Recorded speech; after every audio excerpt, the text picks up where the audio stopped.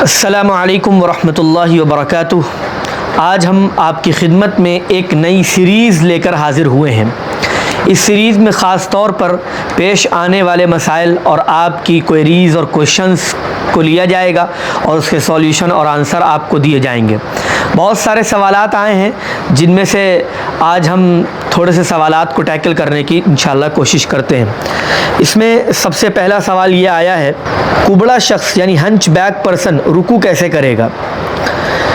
تو جو شخص کبڑا ہو اس کے رکوع کرنے کی کیفیت اگر زیادہ جھکا ہوا ہے تو صرف وہ اشارہ کرے گا، اس کا رکوع ادا ہو جائے گا۔ اسی طرح ایک دوسرا سوال آیا ہے، اگر کوئی شخص گونگا ہے اور الفاظ نکلتے نہیں ہیں تو نماز میں کس طرح تکبیر تحریمہ کہے گا؟ اس کا جواب یہ ہے کہ اگر کسی شخص کے الفاظ ادا نہیں ہوتے ہیں تو صرف وہ نیت کر کے کھڑا ہو جائے گا اور اس کی تکبیر تحریمہ مان لی جائے گی، یعنی اس کی نماز ادا ہو جائے گی۔